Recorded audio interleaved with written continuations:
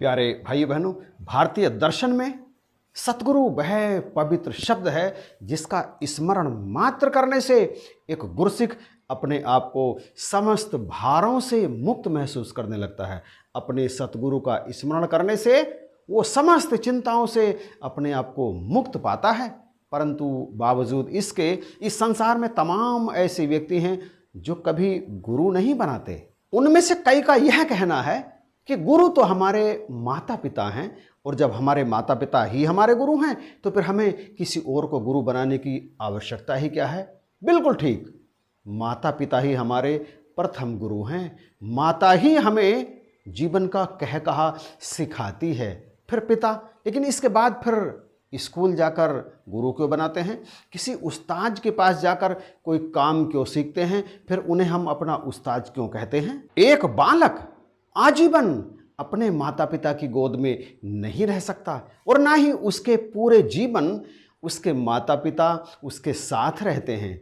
जीवन में आगे जाने के लिए, जीवन जीने के लिए उसे कई कलाएं, कई विद्याएं सीखनी पड़ती हैं, और उन समस्त विद्याओं को सीखने के लिए उसे गुरु की आवश्यकता होती है। वो गुरु ही हैं जो उसे जीवन में जीने के लिए तमाम काम सिखाते हैं, और उन काम के सहारे वो आजीविका अर्जित करता है। फिर उस आजीविका से अपना पालन पोषण करता है, अपने परिवार का पालन पोषण करता है। लेकिन ये सारी विद्याएं परा हैं, इन्हें परा विद्या कहते हैं। इनके सहारे जिंदगी तो व्यतीत की जा सकती है, परंतु जीवन में आने वाले उतार चढ़ाव, जीवन में आने वाली परेशानियां, दिक्कतें, उलझनें इन विद्याओं से सुलझती नहीं हैं। प्यारे भाइयों बहनों, शास्त्रों ने इस संसार को भव सागर कहा है, भव निधि कहा है। निधि, सागर, समंदर। आप जानते हैं कि समंदर में तमाम रत्न भी होते हैं, कीमती वस्तुएं भी होती हैं, साथ साथ समंदर में तमाम ऐसे घातक जीव भी होते हैं कि यदि व्यक्ति अकेला उस सागर को तैर कर पार करने की कोशिश करता है तो आप जानते हैं परिणाम क्या होता है। बच नहीं सकता।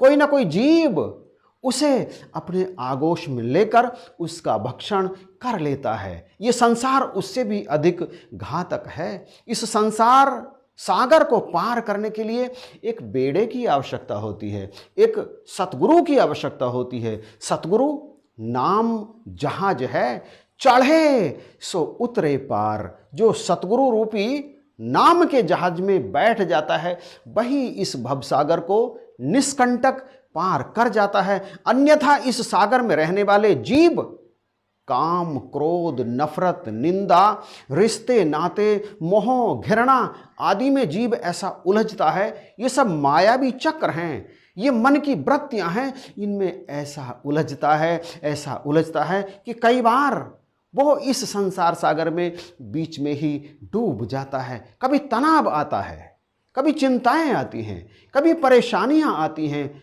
इस सब के बावजूद वो अवसाद से ग्रस्त हो जाता है। कई तो ऐसे हैं जो सुसाइड करने पर मजबूर होते हैं, और कुछ ऐसे हैं जो सुसाइड करने की हिम्मत नहीं जुटा पाते, तो फिर वो घुट घुट कर अपने जीवन को जीते हैं। दूसरे शब्दों में वो पल पल मर रहे होते हैं। इस सारी स्थिति से उबरने के लिए कि इस भव सागर को आखिर कैसे सरलतापूर्वक, कैसे आसानी से पार किया जाए, इसके लिए जीवन में जरूरी होते हैं सतगुरु। मोह और अज्ञान, इस संसार में ये दो ऐसे जाल हैं, ऐसे बंधन हैं जिनमें से निकलना जीव के लिए सतगुरु के बिना असंभव होता है, बिल्कुल असंभव। पक्षीराज गरुण जी ने काकभूषण जी की सारी बातें सुनने के उपरांत कहा, हे गुरुदेव, बिन गुरु भव निधि तरई न कोई, जो बिरंच शंकर सम होई।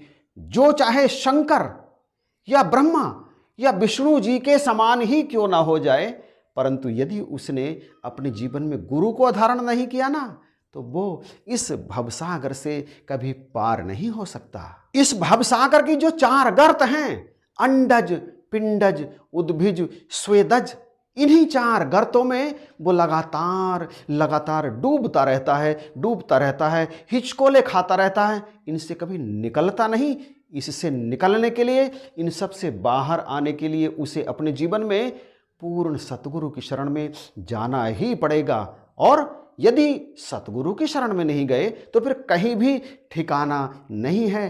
ब्रह्म की दरगाह में, ब्रह्म के धाम में भी उसका प्रवेश वर्जित हो जाता है जब तक वो पूर्ण सतगुरु की शरण में पहुंचकर अपरा विद्या का जानकार नहीं हो जाता। चाहे वो सुखदेव जी के समान परम ज्ञानी, परम व्रत, वैराग्य से परिपूर्ण ही क्यों ना हो गया हो, उसे प्रवेश नहीं दिया जाता। गर्भ योगेश्वर गुरु बिना लागे हरि की सेब, कहे कबीर बैकुंठ ते फेर दिया। सुखदेव बैकुंठ से वापस भेज दिया गया सुखदेव जी को कि जाओ पहले गुरु धारण करके आओ, तुम तो गुरुहीन हो।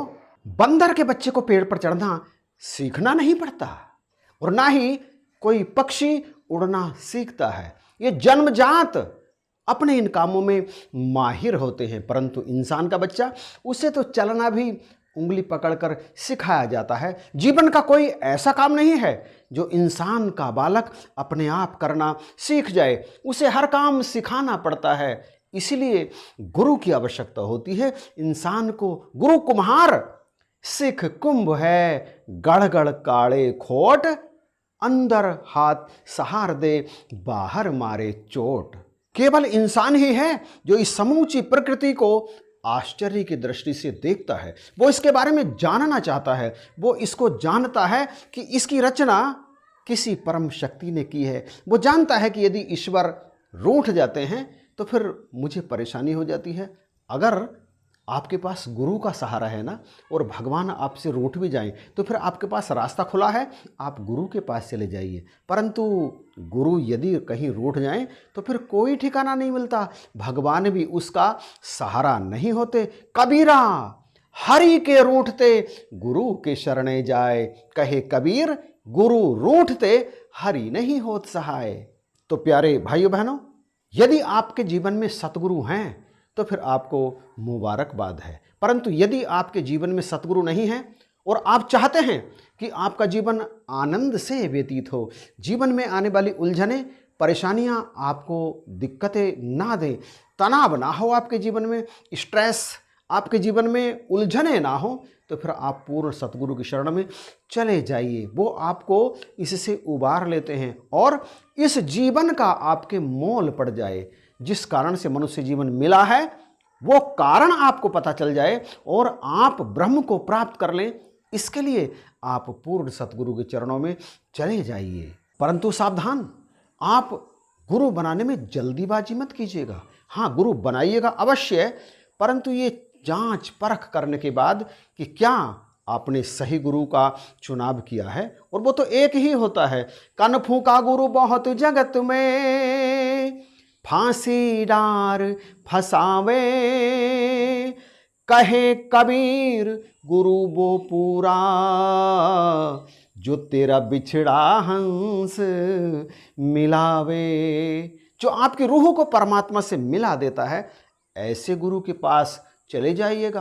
कन फूका गुरु हद का, बेहद का गुरु, और बेहद का जब गुरु मिले, मिले ठिकाना ठोर। बेहद का, बेहद ये परमात्मा ही है, बाकी हर चीज़ हद वाली ही है, हद वाली ही है। जब इस बेहद का पता बताने वाला गुरु आपको मिल जाता है तो फिर वहीं आप लंगर डाल दीजिएगा, वहीं आप अपने आप को मिटा दीजिएगा, क्योंकि फिर आपकी जन्म जन्मांतरों की भटकन सतगुरु की कृपा से समाप्त हो जाती है। ऐसे ही पूर्ण सतगुरु के विषय में कहा है, गुरुर ब्रह्मा गुरुर विष्णु गुरुर्देवो महेश्वरा, गुरुर साक्षात पार ब्रह्म, तस्मै श्री गुरुवे नमः।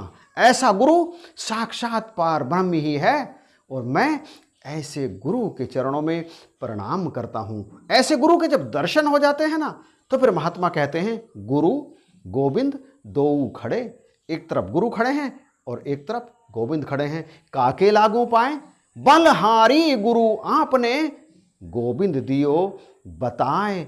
ऐसे गुरु के चरणों में मैं अपने बल को हार जाऊंगा जिसने मुझे गोविंद के बारे में बता दिया कि ये है गोविंद।